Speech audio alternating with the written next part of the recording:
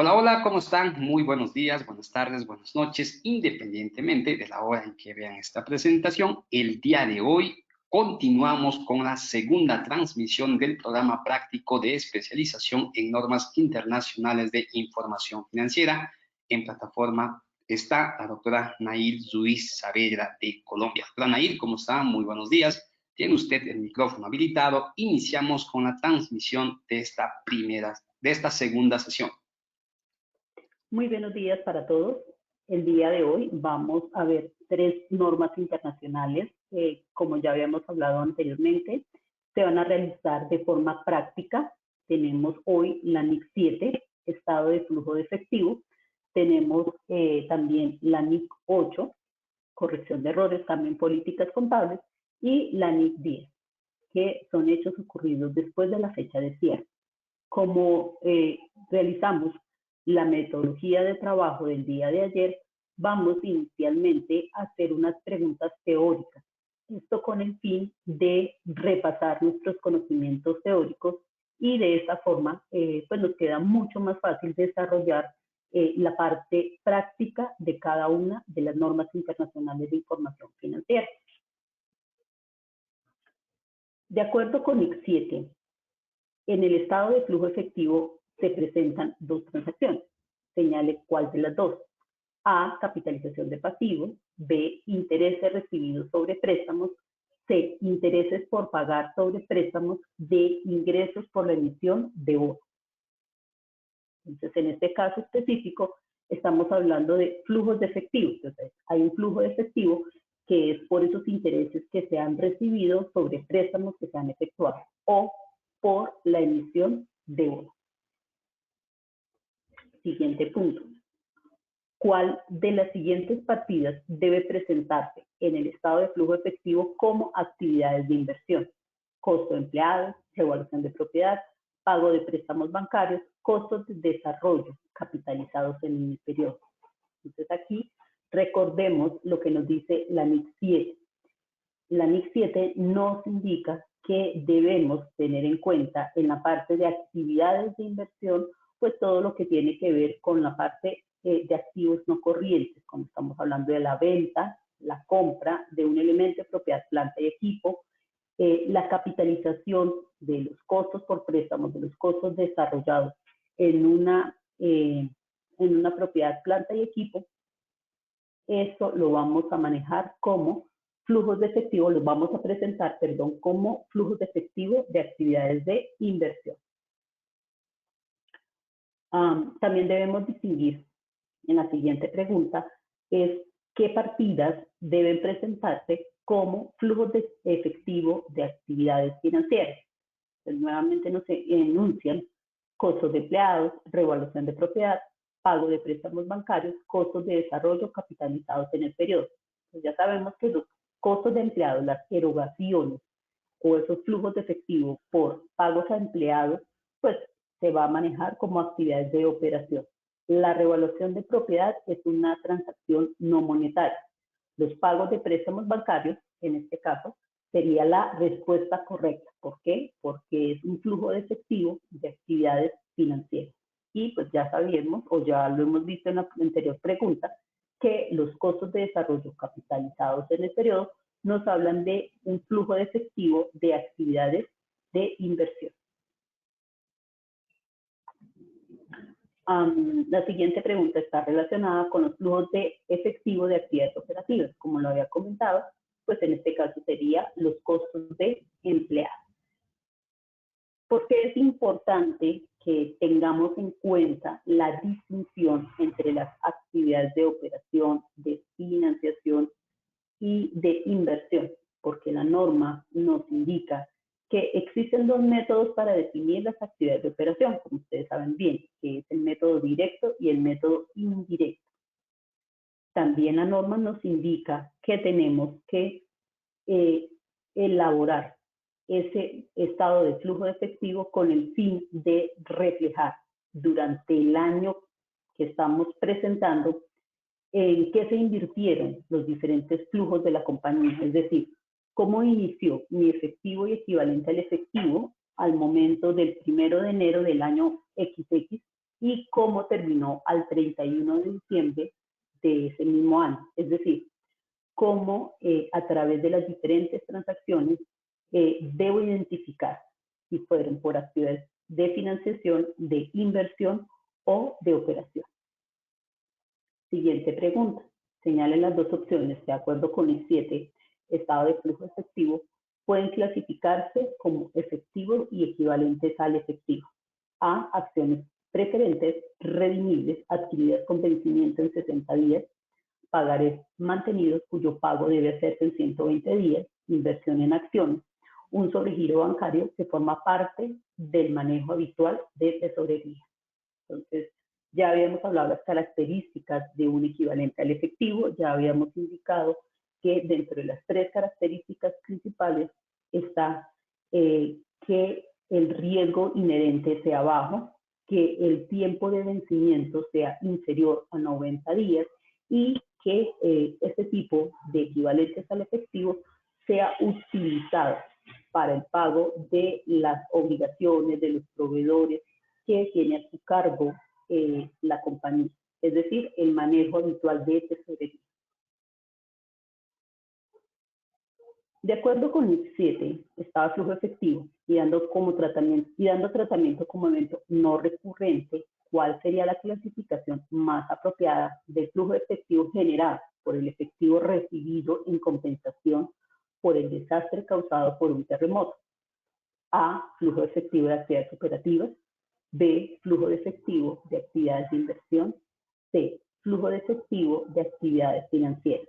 D, no aparece en el estado de flujo de efectivo. Entonces, en este caso, esta compensación pues la vamos a manejar como flujo de actividades operativas.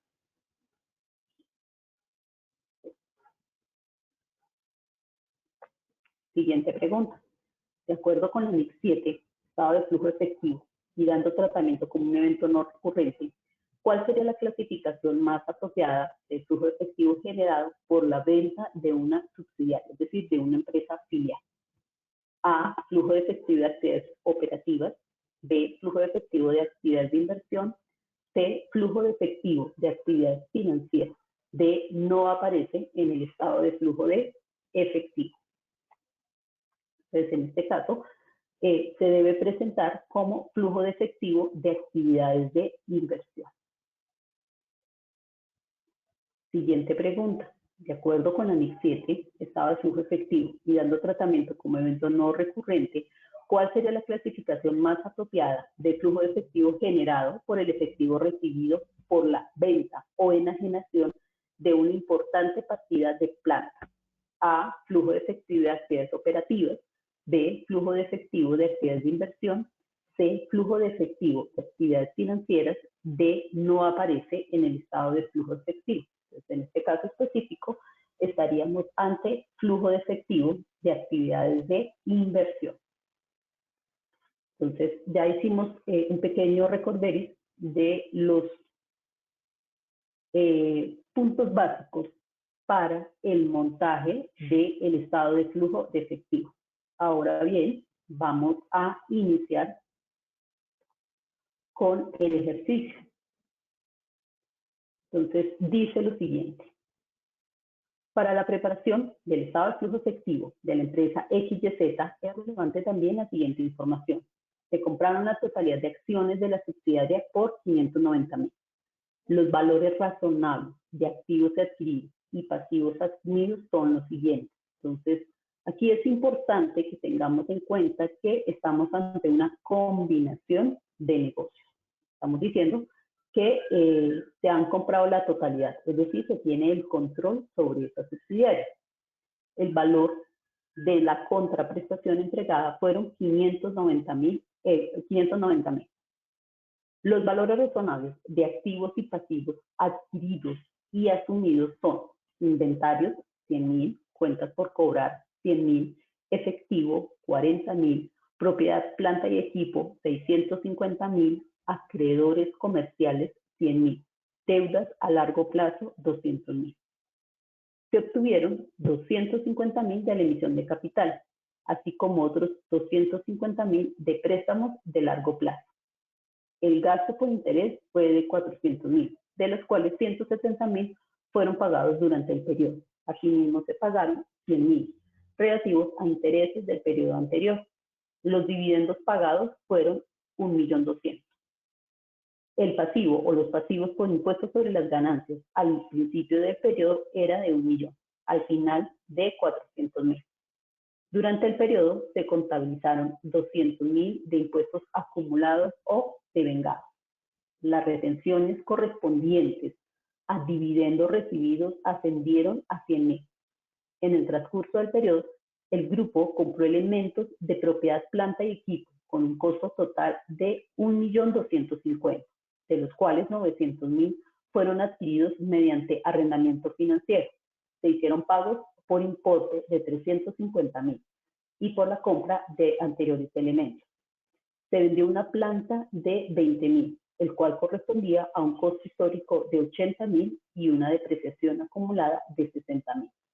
Los saldos de deudores al final del 2000X2 incluyen 100.000 de intereses por cobrar. Entonces aquí básicamente nos están dando los tips que debemos tener en cuenta para la preparación del estado de flujo efectivo. Como lo vimos, tenemos que identificar de cada una de las partidas a qué se refiere, si son actividades de financiación, actividades de inversión o actividades operativas. Entonces, en esa parte vamos a hacer el montaje de nuestro estado de situación financiera. Entonces, vamos a tener en cuenta la parte de cuánto fue equivalentes al efectivo, cuentas comerciales por cobrar, inventario respecto al año anterior. Entonces, hemos clasificado como total activos corrientes, el efectivo y equivalentes al efectivo, las cuentas comerciales por cobrar y los inventarios. Las propiedades planta y equipo claramente nos hablaban que tenía un costo y una depreciación acumulada. Lo vimos en la clase de ayer. La NIC 1 pues nos dice que tenemos que presentar elementos de propiedad planta y equipo. Hay que presentan el costo y la depreciación acumulada por la aparte. Esto significaría que ya es a criterio de la compañía si deciden presentar el costo y la depreciación acumulada como un componente de propiedad, planta y equipo, o lo presentan en notas a los estados financieros. Tenemos unos activos totales por 7.910. Respecto al año anterior, que era, 7.910.000 respecto a 6.660.000. Tenemos pasivos, tenemos unos acreedores comerciales de 250.000, tenemos unos intereses por pagar de 230.000, tenemos unos impuestos por pagar de 400.000. Esto nos da como resultado un pasivo corriente de 880.000. Los pasivos no corrientes, pues tenemos una deuda a largo plazo de 2.300.000. Esto nos da como resultado un pasivo total de 3.180.000. Hasta aquí, ¿qué hemos hecho? Hasta aquí, para nosotros poder montar el estado de flujo de efectivo, ya sea por el método directo o indirecto, es indispensable que hayamos elaborado el estado de situación financiera y el estado de resultados integrales. Por concepto práctico, para la parte que estamos aquí, es importante que estos datos ya los tengamos definidos. No voy a hacer el montaje ni el estado de situación financiera ni el estado de resultado integral, porque el ejercicio práctico lo vamos a centrar en el estado de flujo de efectivo. Capital en acciones, 1.500.000, ganancias acumuladas, 3.230.000, un total patrimonio de 4.730.000, total pasivo más patrimonio, 7.910.000, y se realiza comparativo con el año anterior. También tenemos un estado de resultado integral, tenemos unos ingresos de actividades ordinarias de 30.650.000, tenemos un costo de ventas de 26 millones, por lo tanto, tenemos una ganancia bruta de 4.650.000. Es importante que veamos lo que hablábamos ayer del estado de resultado integral. El estado de resultado integral podemos presentar los ingresos y los gastos por función o por naturaleza. En este caso específico, pues los estamos presentando por naturaleza. Tenemos gastos de administración y venta por 910.000, unos gastos financieros por 400.000, unos ingresos financieros por 500.000, pérdidas de cambio en moneda extranjera 30.000. Por lo tanto, tomamos la ganancia bruta, le sumamos los gastos, le sumamos los ingresos, en este caso serían los ingresos financieros, y descontamos depreciación, gastos de administración y venta, gastos financieros y pérdidas de cambio en moneda extranjera. El impuesto a las ganancias de 300.000 en el enunciado que nos decía. El enunciado nos decía que los pasivos por impuestos sobre las ganancias al inicio era de 100.000, al final de 400 y durante el periodo se contabilizaron 200. ¿Eso qué significa? Que en el estado de resultado integral llevamos al gasto solo 300. Y pues la ganancia neta es de 3.050.000. La entidad no reconoció ningún componente de otro resultado integral. O sea, esta sería nuestra ganancia neta integral porque no hay componente de otro resultado integral.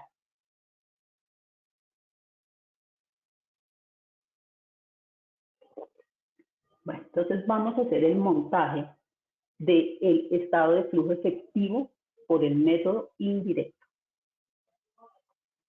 Entonces vamos a tomar, tengamos en cuenta uno de los tips más importantes, que el estado de flujo de efectivo, método indirecto, siempre vamos a tomar el resultado antes de impuestos, es decir, vamos a tomar la ganancia antes de impuestos. Le hacemos una depuración para llegar al efectivo neto proveniente de actividades de operación, a diferencia del método directo. El método directo sí partimos del estado de flujo efectivo del mes anterior. Entonces aquí, de acuerdo con lo que nos indica la NIC 7, vamos a tomar el resultado antes de impuestos, vamos a mirar cuáles son esos ajustes que pueden afectar ese resultado antes de impuestos, de tal forma, en este caso son transacciones no monetarias, definamos cuánto es el efectivo neto de actividades de operación. Vamos a mirar cuánto es el flujo efectivo de actividades de inversión y cuánto es el flujo de efectivo de actividades de financiación. Y pues vamos mirando que cada uno de esos ítems, para llegar a la depuración de cada ítem, pues tenemos que hacer un ejercicio. Entonces, iniciemos. Entonces, vamos a tomar primero el resultado antes de impuestos. Entonces, nos vamos a nuestro estado de resultado integral, que en este caso, antes de impuestos sería 3.350.000.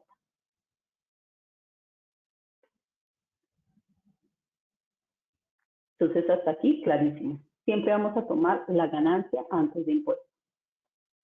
Luego, vamos a la depreciación. ¿Cuánto fue ese gasto por depreciación?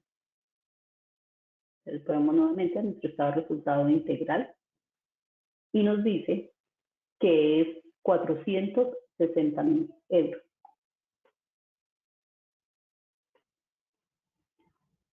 También nos habla de unas pérdidas de cambio en moneda extranjera por efecto de la causación de la diferencia en cambio. Teníamos posiblemente partidas en una moneda diferente a la moneda funcional, de acuerdo con lo que vamos a analizar más adelante en la NIC 21, y el efecto de eso lo vemos reflejado ¿dónde? En el estado de resultado integral.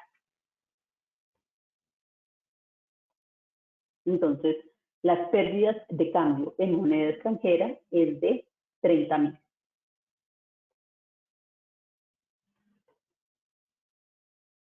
También los ingresos financieros. Entonces, los ingresos financieros, vamos al estado de resultado integral y el valor es de, entonces lo traemos acá a nuestro estado de flujo de efectivo, método indirecto. Entonces, aquí, ¿qué tomamos?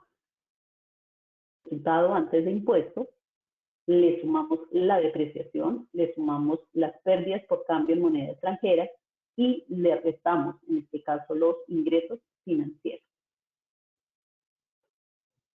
Tenemos 3.740.000. Ahora, ¿qué vamos a hacer? Vamos a mirar la parte de las transacciones entre activos y pasivos. Entonces, ¿qué vamos a tomar? Porque la importancia de tener nuestro estado de situación financiera. La importancia de establecer cuál ha sido ese movimiento o ese incremento o decremento, porque puede haber aumento o disminución de esas cuentas por cobrar. Entonces, vamos a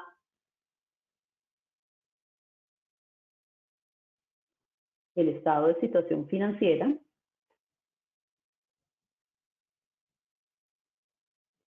Tenemos unas cuentas comerciales por cobrar del año 2000X2 de 1.900.000, del año anterior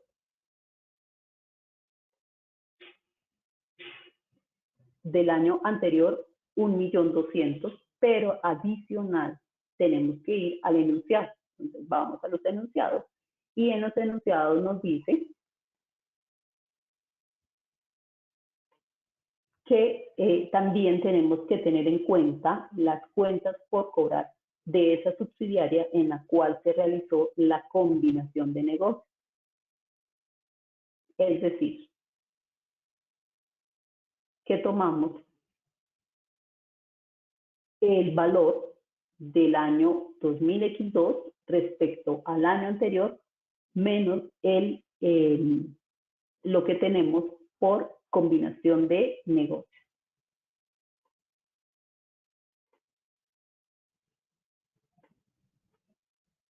Entonces aquí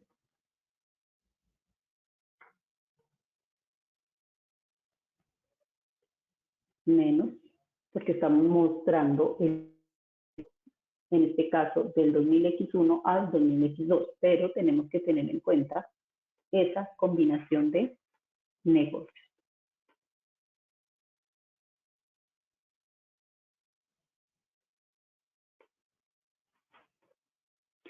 El siguiente punto que tenemos que tener en cuenta es la disminución en inventario. Vamos a también hacer exactamente el mismo ejercicio. Entonces vamos a nuestro estado de situación financiera y como la combinación de negocios también tiene una partida de inventarios, pues la vamos a tener en cuenta. Entonces tenemos inventarios de 1.000.000 del año 2000X1, en este caso disminuyeron los inventarios de 1.950.000, pasaron a 1.000.000 y vamos a tener en cuenta los de la combinación de negocios. Entonces, en este caso específico estaríamos hablando de 1.050.000, que proviene de la resta del año 2000X1 respecto al año 2000X2. Pues aquí, como estamos hablando de una disminución,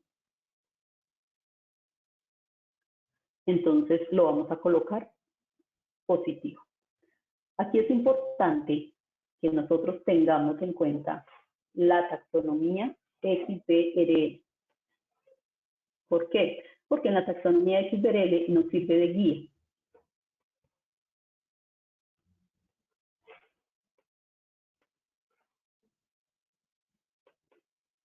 Entonces vamos a buscar nuestra taxonomía.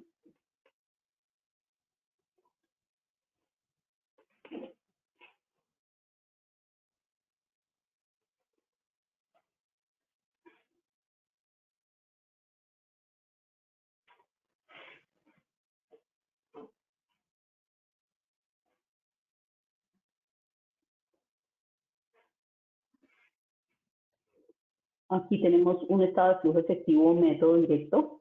Ustedes también se pueden soportar en la taxonomía XBRL para preparar y presentar el estado de flujo efectivo, ya sea porque lo hagan por método directo o por método y que es lo que estamos haciendo ahorita. Entonces, en el caso de los inventarios, ajusten en los inventarios. Entonces aquí, en este caso específico, pues nosotros estamos hablando que los inventarios,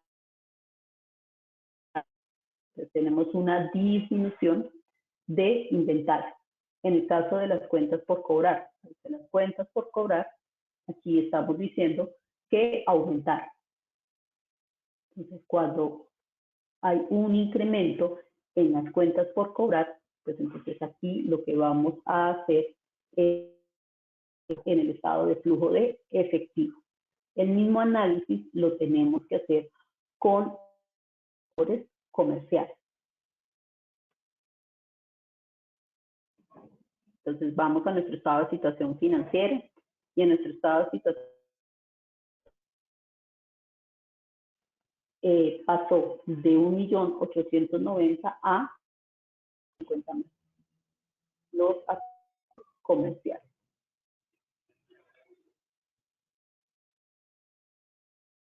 Entonces tenemos una de esos acreedores comerciales. Por lo tanto, el efectivo generado en las actividades de operación es ese valor que tenemos después de haber hecho el ajuste de depreciación, de pérdidas de cambio de moneda extranjera, de ingresos financieros, de gastos financieros y el análisis que hemos hecho respecto a cuentas por cobrar y cuentas por pagar. Entonces, aquí el valor es de 2.550.000.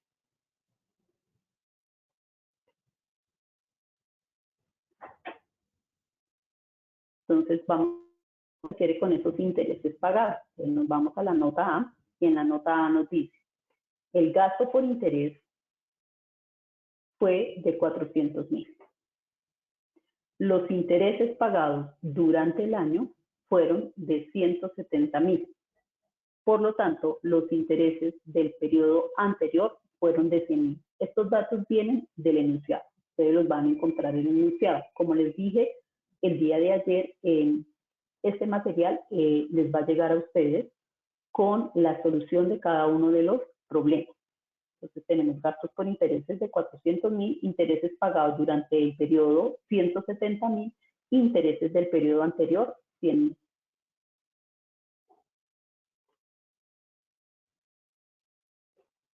Entonces aquí vamos a tomar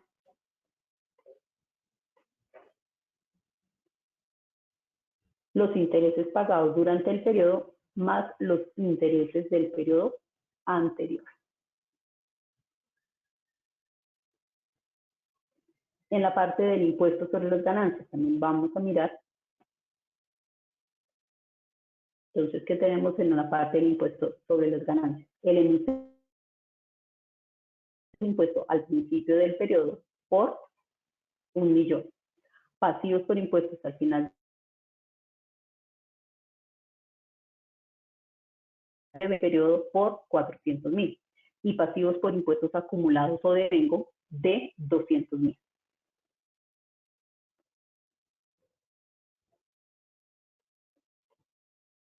Vamos a analizar que para definir ese impuesto sobre las ganancias vamos a tener el pasivo por impuesto al principio del periodo menos el pasivo por impuesto al final del periodo más el gasto que estamos presentando en el estado de resultado integral. El gasto que estamos presentando en el estado de resultado integral es de, por lo tanto,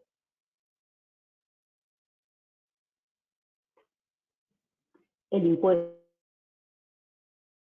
de 200.000. Es decir, que el efectivo neto proveniente de actividades de operación es tomar el efectivo generado por las operaciones menos el impuesto sobre la ganancia pagada. Esto nos da un valor de 1.380.000.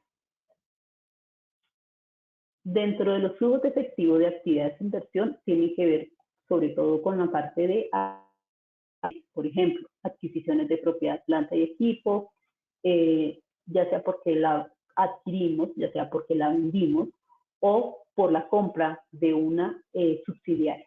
De igual forma, también tenemos esos intereses cobrados y los dividendos recibidos. Los vamos a presentar como actividades de inversión. Entonces, vamos a analizar cuánto fue ese flujo de efectivo por actividades de inversión.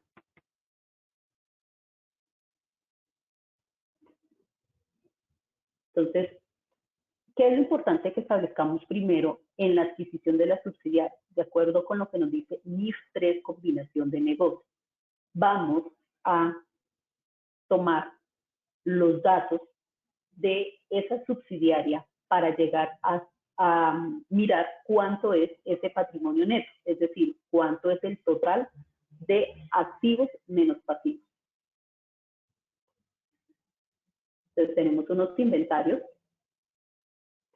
de 100.000, unas cuentas por cobrar de 100.000, un efectivo de 40.000, entonces es exactamente lo mismo que tenemos acá, una propiedad, planta y equipo de 650.000, unos acreedores comerciales de 100.000, que es lo que tenemos acá en el,